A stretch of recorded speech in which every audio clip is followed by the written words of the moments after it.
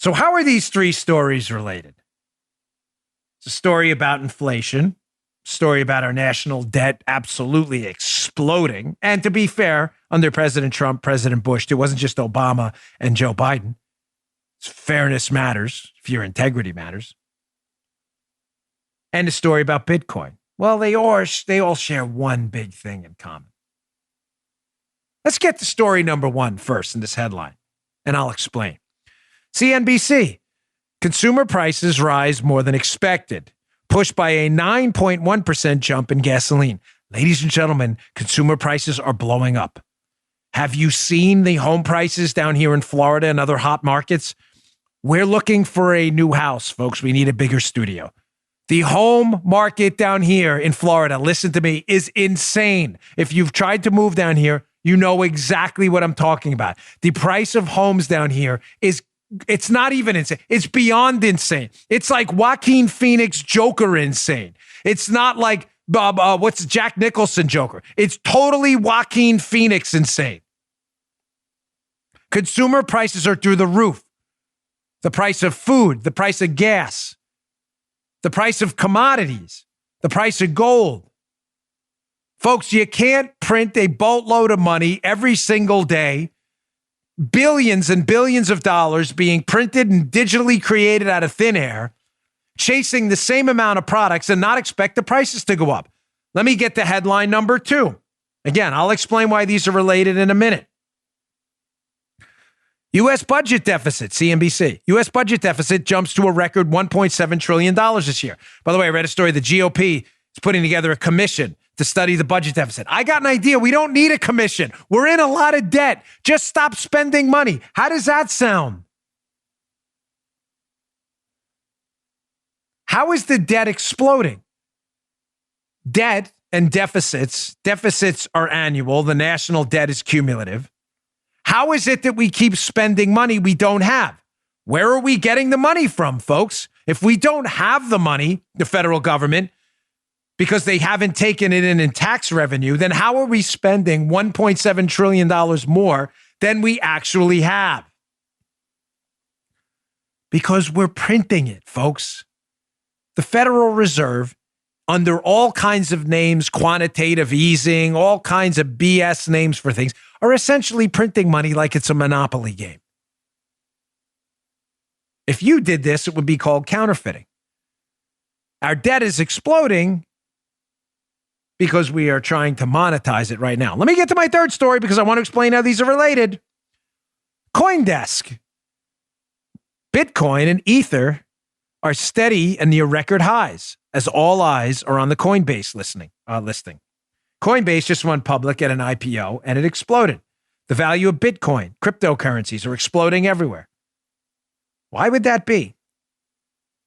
Why would the value of a not easily reproducible currency, gold, you have to go mine it, right? You can't just, when the United States government wants to create money, the Federal Reserve just does it for them. You know how they do it, folks? They type it up on a computer and they digitally create new money. It's really that simple for them.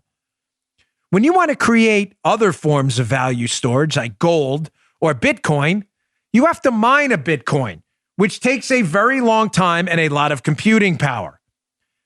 If you want to create new money in gold, you have to go mine it, which is really hard. That's why gold and Bitcoin have maintained their value and have gone up in value while US dollars have plunged. How do we know that? Because it takes a whole lot more US dollars to buy a Bitcoin now than it did 10 years ago. Why is that? Because we are printing a lot of money, which makes what? Which makes the money in circulation worth less. Folks, this is not hard to figure out. How liberals and some rhino big spending conservatives don't get this, I don't understand.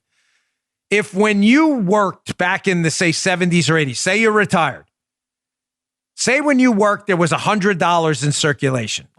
There were trillions, but just for sake of even numbers, there was $100 in circulation. You worked and got one of those dollars.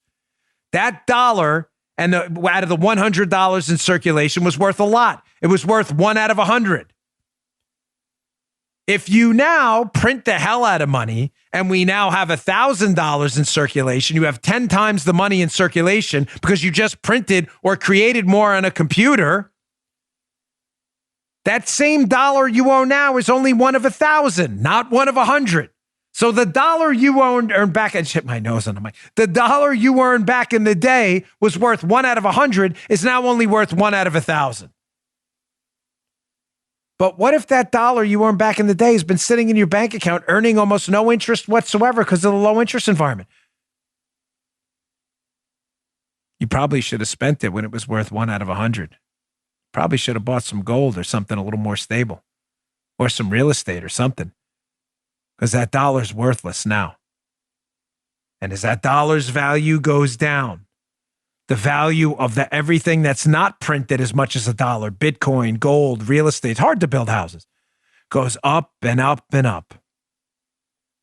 Folks, this is only going to get worse. This inflation problem, as we start printing more money, and your dollar used to be one of 100, now it's one of 1,000. Soon it'll be one of 10,000, then one of 1,000,000 when it's really worthless. Everything you worked for is going to be gone. Because you can't just print new money at home.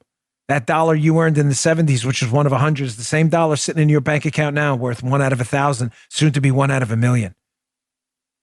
Everything you worked for is being whittled away because they're trying to monetize our debt.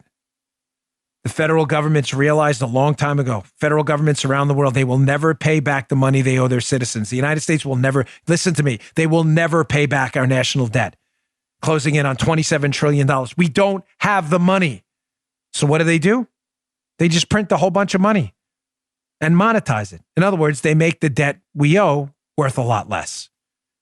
Because if your money's worth less because they printed a lot more, so is the money the federal government owes. That's the dirty little secret about government debt. They want this to happen. The more they print, the less they have to pay back later because the money's worth less, and so is the debt. And that's why things that are hard to create, like Bitcoin and gold, are going to continue in the future to be worth more and more and more.